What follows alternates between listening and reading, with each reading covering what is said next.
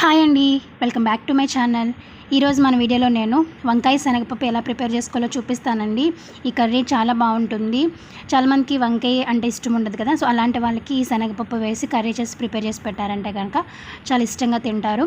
అలానే కొన్నిసార్లు మన ఇంట్లో చాలా తక్కువ వంకాయలు ఉంటూ ఉంటాయి, ఇంట్లో అందరికీ సరిపోదు కర్రీ అని అనుకున్నప్పుడు ఈ శనగపప్పు కూడా యాడ్ చేసుకుంటే కర్రీ అనేది అందరికీ సరిపోతుంది, ప్లస్ టేస్ట్ కూడా చాలా బాగుంటుంది. సో లేట్ చేయకుండా వీడియోని మనం స్టార్ట్ చేసేద్దాం. ముందుగా గ్యాస్ ఆన్ చేసుకుని కడాయి పెట్టుకుని ఒక 4 టేబుల్ స్పూన్ ఆయిల్ వేసుకోవాలండి. ఆయిల్ వేసుకున్న తర్వాత ఈ ఆయిల్ అనేది హీట్ అవనివ్వాలి. ఆయిల్ వేడెక్కిన తర్వాత 1/2 టేబుల్ స్పూన్ జీలకర్ర, 1/2 టేబుల్ స్పూన్ ఆవాలు వేసుకుని కొంచెం ఫ్రై చేసుకోవాలి.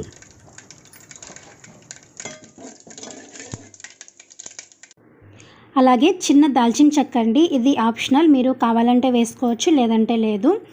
దాల్చిన చెక్క కూడా వేసిన తర్వాత కొంచెం ఫ్రై చేసుకోవాలి.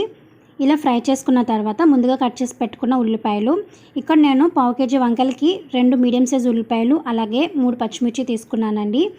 ఈ రెండింటిని కూడా వేసేసుకుని ఒక 2 నిమిషాల పాటు ఫ్రై అవనివ్వాలి. మనకి ఉల్లిపాయలు గోల్డెన్ బ్రౌనిష్ కలర్లోకి వచ్చేంత వరకు కూడా ఫ్రై అవనివ్వాలి. ఇలా వేయించుకున్న తర్వాత 1 టేబుల్ స్పూన్ అల్లం వెల్లుల్లి పేస్ట్ వేసుకోవాలండి. వేసుకుని పచ్చివాసన పోయేంత వరకు కూడా ఈ అల్లం వెల్లుల్లి పేస్ట్ని వేయించుకోవాలి. ఇప్పుడు మనం ముందుగా కట్ చేసి పెట్టుకున్న వంకాయ ముక్కల్ని యాడ్ చేసుకోవాలి. ఇప్పుడు శనగపప్పు కూడా యాడ్ చేసుకోవాలండి. ఇది నేను ఒక అరగంట ముందు నానబెట్టి చెట్టుకున్నాను. ఒకవేళ మీరు అప్పటికప్పుడు చేయాలని అనుకుంటే కనుక వేడి నీళ్ళలో నానబెడితే మీరు కర్రీ అంతా కట్ చేసి పచ్చిమిర్చి ఇవన్నీ కట్ చేసేసరికి కరెక్ట్గా సరిపోతుందండి, అంటే ఆ టైంకి నానిపోతుంది. ఇప్పుడు దీంట్లో మనం కొద్దిగా పసుపు అలాగే రుచికి సరిపడా ఉప్పు వేసుకొని బాగా కలుపుకోవాలి. ఇలా కలుపుకున్న తర్వాత మూత పెట్టేసుకుని ఒక 10 నిమిషాల పాటు ఉడకనివ్వాలి.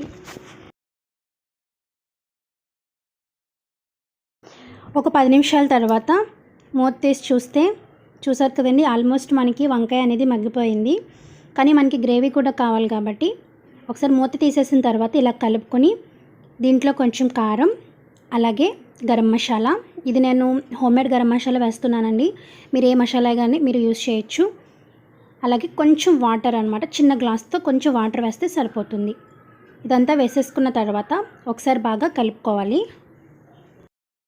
ఇలా కలిపేసుకున్న తర్వాత మూత పెట్టుకుని ఒక 2 నిమిషాల పాటు ఉడకనిస్తే సరిపోతుంది. ఇప్పుడు మూత తీసి చూద్దాం. చూసారు కదండి, మన కర్రీ అనేది ప్రిపేర్ అయిపోయింది. ఇది మనకి రైస్లో కానీ రోటీల్లో కానీ చాలా బాగుంటుంది అండ్ టేస్ట్ కూడా సూపర్గా ఉంటుంది. ఇలా అయిపోయిన తర్వాత దీంట్లో మనం కొత్తిమీర కానీ లేదా కరివేపాకు కానీ వేసుకొని గ్యాస్ ఆఫ్ చేసేసుకుంటే మన కర్రీ అనేది రెడీ అయిపోయినట్టే. సో చూసారు కదా ఫ్రెండ్స్, ఈ వీడియో మీ అందరికీ కూడా నచ్చిందని అనుకుంటున్నాను. నచ్చితే లైక్ చేయండి, షేర్ చేయండి, సబ్స్క్రైబ్ చేయండి.